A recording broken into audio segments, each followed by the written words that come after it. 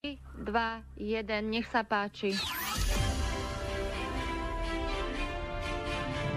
Najaktuálnejšie správy z domova a zo sveta. Rádio Slovensko, Silvestrovský rádiožurnál. Dôležité je, že sa nenaplňujú a nenaplňajú kuvičie hlasy o o pôsobení pána Harabína.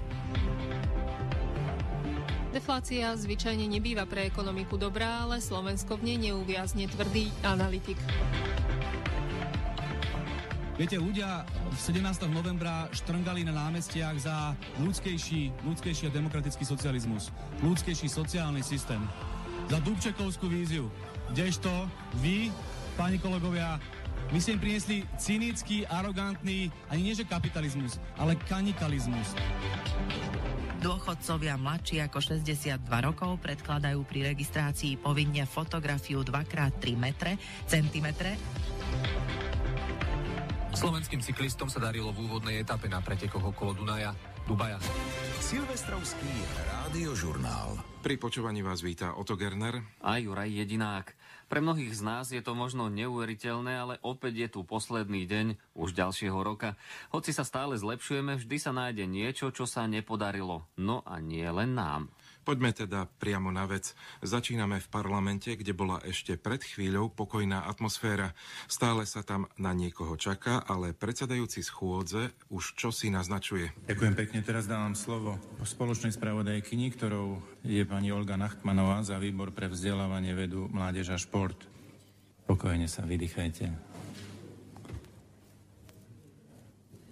Nech sa páči. Vážený pán podpredseda, vážené kolegyne, kolegovia. Ospravedlňujem sa, ale mala som všetky červené, ktoré som mohla chytiť na križovatkách. V štúdiu sú teraz s nami Janka Šipošová a Gabika Kajtárová. Obe ste si našli na poslucháčov čas aj v posledných hodinách starého roka. Prvá otázka je na Anku, ktorá sleduje dianie na Ukrajine. Čo je teda najväčším problémom Kieva?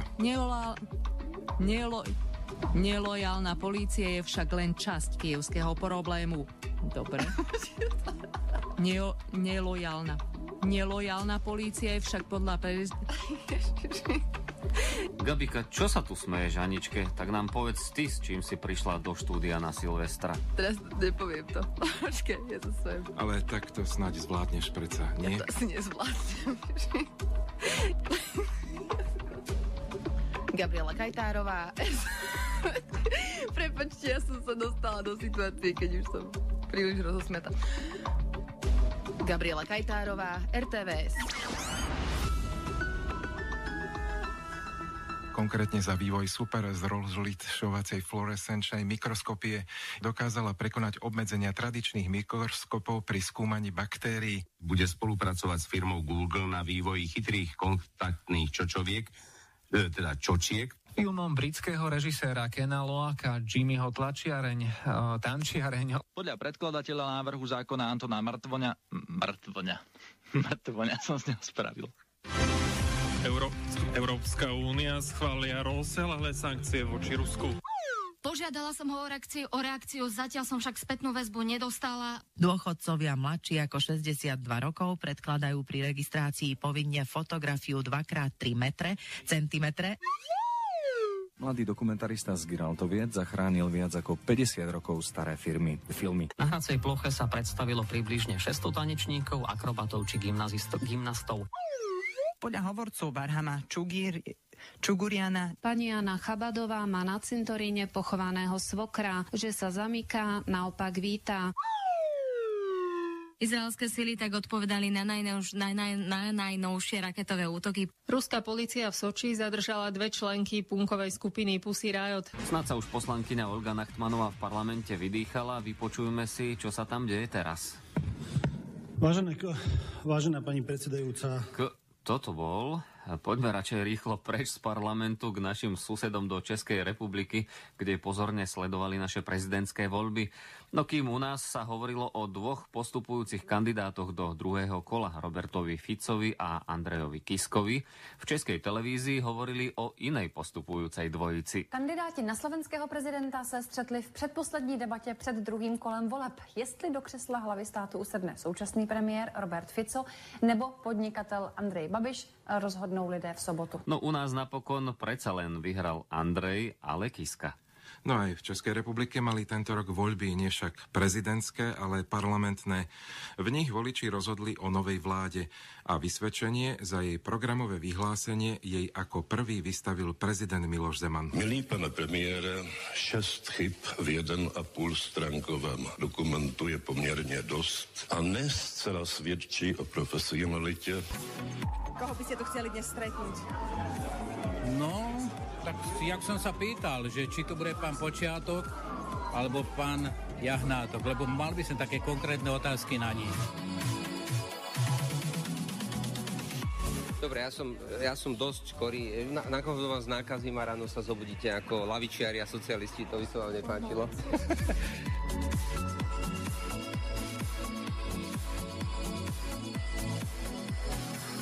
Okolo 500 stoviek, ako je v spisovne. Okolo 500. Okolo 500 účinkujúcich.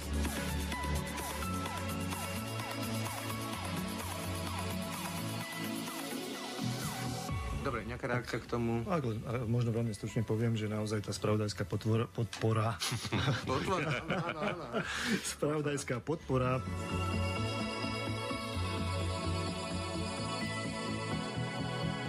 To, že som bol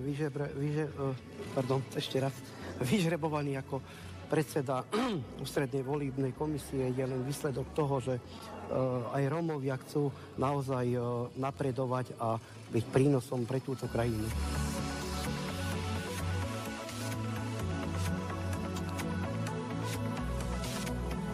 Teraz to povedať takto, je to desivé 2,50 až 3 eurá denná dávka pre chovancov v reedukačných centrách.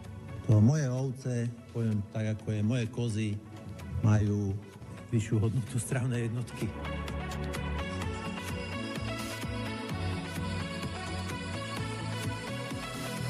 Pani námestnička, pani hlavná architektka, vy kde žijete pre Boha, vy ľudia? Kde žijete? Kde žijete? Ja nerozumiem, o čom rozprávate. Jak toto môžete povedať? Najskôr som chcel odpovedať, že Mládežnícka 10, mestská časť Devín, to na vašu otázku, lebo ste sa ma pýtali, kde žijem.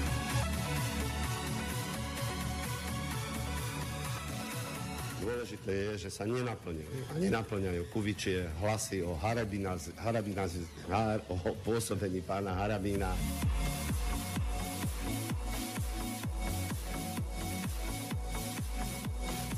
Pani redaktorka, kvetináče sú tam od roku 1970, to znamená koľko rokov? 44 rokov. Mám taký pocit, že aj kvetináče majú politický podton.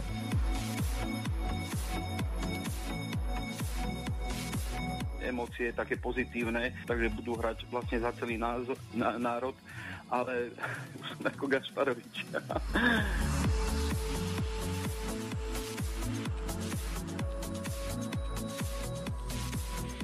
Ešte otázku k eurovoľbám Richterová RTVS trošku. Máte do čísla väčšie oči? Ďakujem.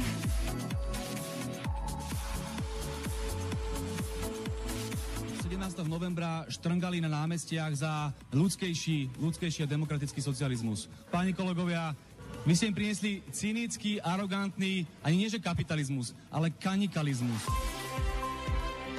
Rádio Slovensko, čítanie zo zahraničnej tlače. Tvrdé slová, ktoré zamrazili, hádam, celý svet, údajne pochádzajú z úst ruského prezidenta Vladimíra Putina. Pozrieme sa na nich prostredníctvom servera Európskej únie Observer. S 3 ruskými odborníkmi sa EU Observer pokúsil zanalizovať, či by ruské vojska naozaj dokázali do 2 dní obsadiť nielen Kyjev, ale aj Pobaltské republiky a Poľsko. Reaguje tak na údajné slová Vladimíra Putina. Ruský prezident takýmto spôsobom svoju silu demonstroval pred ukrajinským prezidentom. No, ja som sa pomýlila, preto sa Tamara smeje, ale myslím si, že to dopovieme a pustíme vám aj zaujímavý zvuk. Áno, takže ruský prezident takýmto spôsobom svoju silu demonstroval pred ukrajinským prezidentom Petrom Porošenkom. No a ten o tom povedal v Bruseli. Ja už radšej pustím to. Včerajšok priniesol množstvo vody. Vieme, čo všetko si odniesla? Viac s Janou Bálkovou. Krátke správy. Včerajšia prítrž mračien a záplavy v Žilinskom kraji sa zrejme našťastie zaobišli bez zranení. Andrej Kiska to razantne odmieta a tvrdí, že so scientológiou nemá nič spoločné. V štúdiu je so mnou kolega Filip Domovec. Dobrý deň. Pardon. Tak zdá sa, že ako si povedal, predvolebný boj sa už naplno rozbehol. Predstavitelia sýrskej vlády a opozície dnes majú rokovať o riešení konfliktu v krajine. Odmietajú však sedieť v jednej miestnosti a tak splnomocnenec OSN Lachtar Brahimi, ktorý rozhovory moderuje, bude musieť behať od jedného tábora k druhému. Zajtra dostanú žiaci výpisy polročných hodnotení, nie sú verejnou listinou a ich formou si určuje sama škola, respektíve triedny učiteľ. Na základe písomnej žiadosti... Zdá sa mi, že v relácii nám stále niečo chýba. Ak myslíš príbeh, tak určite nie. Jeden raz mi nebolo všetko jedno. Sú tam raketové útoky na základňu a tí vojaci naši už majú vycibrané uši, kedy letí tá strela. Takže bolo také rozlúčkové posedenie. Odchádzala jedna rotácia domov. Normálne tam boli nejaké pečené mäsko a vajíčka. Odrazu ma niekto zdrapil za chrbát a sotil pod stôl. Som po chvíli počul 2 výbuchy. To mi už bolo jasné, čo sa stalo. Ale ja som nemohol dýchať, pretože som nemohol to vajíčko na torze vypľuť, vykašľať. No a on, keď ma uvidel s tými veľkými očami, ako nedýcham, no tak vedel, čo robiť, tak dal jeden buchnát a vlastne sa to neskončilo tým, že by som bol prvou obeťou zaduseným vajcom v Afganistane.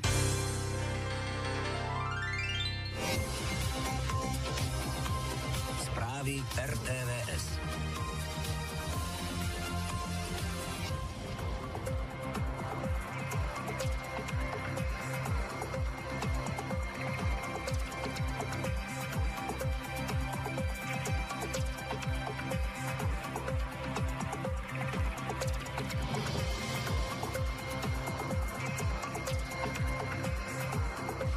Nasledovať správy, počítače nám ale zahaprovali, tak nám dajte možno ešte 30 sekúnd, ale nie, v tomto momente sa počítače rozbehli, takže začíname. Aj dnes oblačno a veterno, 7 až 19 stupňov. Pekné predpoludnie želá Marina Debnárová. Alebo napríklad boj s inváznými rastlinami. Prednosta mestského úrodu Miroslav Rybár. Románsky opevnený kostolík v Haluziciach pri Novom Meste nad Váhom. Počasie. Počasie bude, ale najskôr o stretnutí Trenčína so Zlatými Moravcami by nám niečo mohol povedať Vladimír Pančík. Tak aj tento jeden bod je navyše. A teraz šanca! Gól! To snad je pravda. Ja neverím. Keby dal Pekarík svoj druhý reprezentačný gól, tak to by vedľa v Dolnom Hričove asi zabíjali prasatá, odkiaľ samozrejme Peter Pekarík pochádza, ale zatiaľ to na zabíjačku nevyzerá. Tak čo vie Marek Hamšík s pomarančom, tak to asi ja viem s loptou. 13. minúta, Banská Bystrica Skalica 0-0.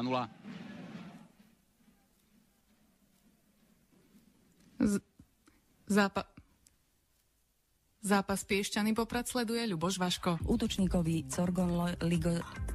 Útočníkovi zastavili činnosť na 12 zápasov. Dnes sa Slováci stretnú s kolegami z Maďarska. Zverenci trénera Jarábka. Slovenským cyklistom sa darilo v úvodnej etape na pretekoch okolo Dubaja. Už len niekoľko sekúnd chýba do konca prvej tretiny zápasu Slovensko-USA. Aktuality pripravil Martin Barážik. Prepadol center až ku mne, čo som bol sám prekvapený, že nebol som vo offside a už len som, ako sa vraví, stisol riť, zavrel oči a napálil som, kde som bol otočený.